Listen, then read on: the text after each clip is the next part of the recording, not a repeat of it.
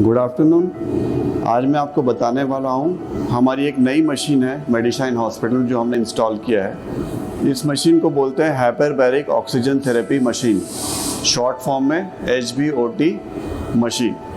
ये पूरे central India में दूसरी मशीन है जो हमने इंस्टॉल की है हमारे हॉस्पिटल में, और MP, CG एवं उड़ीसा में पहली मशीन है। ये मशीन का जो ट्रीटमेंट जो सबसे पहले हुआ था वो ऐसे मरीज जो डीप सी में चले जाते हैं और उनको वापस लाने के बाद वो अनकॉन्शियस निकलते हैं और उनके में कार्बन डाइऑक्साइड की मात्रा बढ़ जाती है।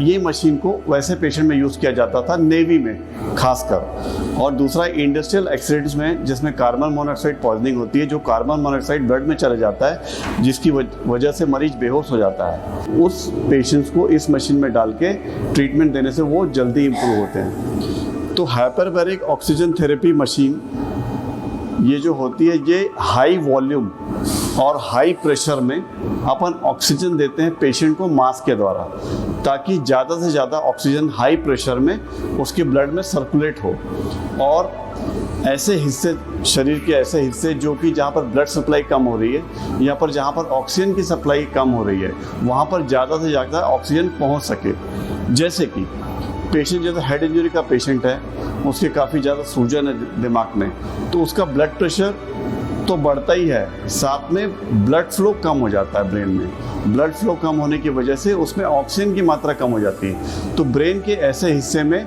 कुछ एरियाज बन जाते हैं जिसमें ऑक्सीजन की मात्रा और ब्लड की मात्रा कम रहती है, जिसको हम लोग पेनिम्ब्रा बोलते हैं। उस हिस्से में जब हम हाई प्रेशर और हाई वॉल्यूम का ऑक्सीजन देते हैं तो वहाँ पर ज़्यादा से ज़्यादा ऑक्सीजन जाता है और वो ब्रेन का हिस्सा पेनिम्ब्रा वो डेड होने से बच जाता है, क्योंकि ब्रेन में अगर कोई चोट हिस्सा डेड हो गया तो वो परमानेंट हो जाता है। तो इसमें ऐसे पेशेंट्स जिनको सीरियस हेड इंजरी है या सडन उनको पैरालिटिक अटैक आया हो या फिर सडन उनके कान में सुनना बंद हो गया हो, ऐसे पेशेंट को हम तुरंत हाइपरबैरिक ऑक्सीजन थेरेपी चालू करेंगे तो उनमें बहुत फ़ायदा मिलेगा। बेड सोर के पेशेंट जो बहुत ख़राब बेड सोर है, अनकॉन्शियस पेशेंट में देखा जाता है बेड सोर, या बहुत ही गंदा डायबिटिक फुट है, डायबिटिक वुंड है, अल्सर जो पैरों में हो रहा है या वो हील नहीं हो रहा, महीनों से हील नहीं हो रहा है, या गैंग्रीन, तो अपन ऐसे मरीज को अगर हाइपरबैरिक ऑक्सीजन थेरेपी देंगे तो उनमें बहुत अच्छा रिजल्ट आता है।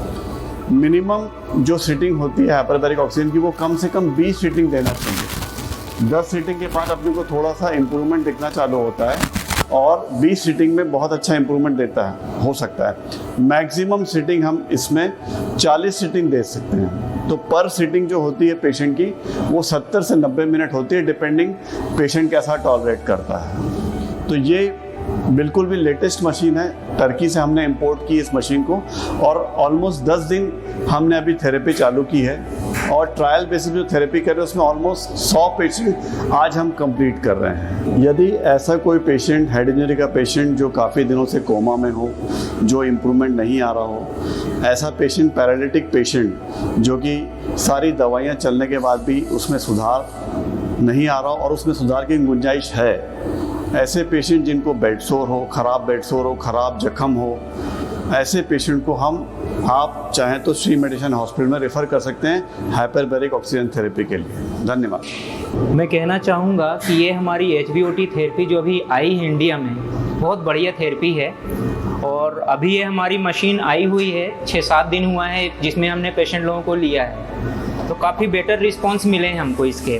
इसमें क्या करते हैं, सबसे पहले हम OPD पेशेंट रहें या इंडोर पेशेंट रहें, उनको सबसे पहले हम वाइटल चेक करते हैं। हमारी सीनियर इंचार्ज रहती है नर्सिंग में, जिनको सबका पेशेंट का BP, शुगर, सारी चीज़ों को चेक करते हैं। उसके बाद हम पेशेंट को हम अंदर ले लेते हैं। उसके बाद पेशेंट के लिए सबसे पहले हम उनको थेरेपी बता देते हैं, क्योंकि कंप्रेशन जब हम चैम्बर के अंदर कंप्रेशन स्टार्ट करते हैं उस दौरान कान के पर्दों पे थोड़ा सा प्रेशर पड़ता है, तो उनको हम थेरेपी बताते हैं कि भाई हमको कैसा करना है। वात सलवा करके ऐसा एक्सरसाइज करना रहता है और नाक तरफ से थोड़ा सा ऐसे प्रेशर देना रहता है, ताकि पेशेंट को उस दौरान कुछ प्रॉब्लम ना हो। और उस दौरान क्या है, हमारा एक स्टाफ भी अंदर रहता है। तो जब हमको कंप्रेशन स्टार्ट करना होता है तो सबसे पहले हम इस वाले माइक से हम सिस्टर को इन्फॉर्म करते हैं कि भाई अब हम कंप्रेशन स्टार्ट कर रहे हैं। कंप्रेशन स्टार्ट करने से पहले सिस्टर को हम इन्फॉर्म करते हैं ताकि सिस्टर वहाँ के जो पेशेंट हैं उनको अच्छे तरीके से बता सकें। उसके बाद है हम इसको रीसेट करते हैं। रीसेट करने के बाद हम कंप्रेशर स्टार्ट करते हैं, वो भी स्लोली, ताकि पेशेंट को हाई प्रेशर के साथ कंप्रेशर ना मिले। कंप्रेशर कंप्लीट होने के बाद जैसे ही कंप्रेशर कंप्लीट होता है तो हम माइक से अनाउंस करते हैं कि सिस्टर पेशेंट लोगों को मास्क लगा दीजिए, क्योंकि अब ऑक्सीजन लाइन चालू किया जाता है। ऑक्सीजन लाइन को जब हम चालू करते हैं तो इसको ऑक्सीजन वाले मोड पे रखते हैं। उसके बाद पेशेंट को ऑक्सीजन लाइन लगा दी जाती है। उसके बाद जैसे ही पेशेंट ये थेरेपी लेना स्टार्ट करता है ऑक्सीजन, तो उस दौरान जो 60 से 90 मिनट का थेरेपी होता है, उस दौरान पेशेंट को किसी तरह का कोई तकलीफ नहीं होता है, ना कान पे प्रेशर आता है ना कुछ आता है। और उस दौरान हमारा स्टाफ अंदर रहता है जो प्रॉपर वॉच करते रहता है कि भाई किसी पेशेंट का बीपी वगैरह तो नहीं बढ़ रहा है या वो डर तो नहीं रहा है, क्योंकि किसी किसी का फर्स्ट केस होता है तो वो उनको लगता है कि कुछ डर लग रहा है। तो हमारा स्टाफ रहता है तो मोटिवेशनल एक सपोर्ट रहता है उनके पास। फिर जब हमको क्लोज करना रहता है, थेरेपी हो जाती है, तो हम सिस्टर को बाकायदा बताते हैं कि केस कंप्लीट और डीकम्प्रेशन करना है। डीकम्प्रेशन करते समय हम इस वाल को डीकम्प्रेस करते हैं स्लोली और इस मोड को एयर मोड पे डालते हैं। फिर इसको स्लोली हम इसको खोलते हैं ताकि जो प्रेशर है वो कम से कम 5 से 10 मिनट में रिलीज़ हो। एकदम से प्रेशर को हमको रिलीज़ नहीं करना रहता है ताकि पेशेंट को प्रॉब्लम ना हो।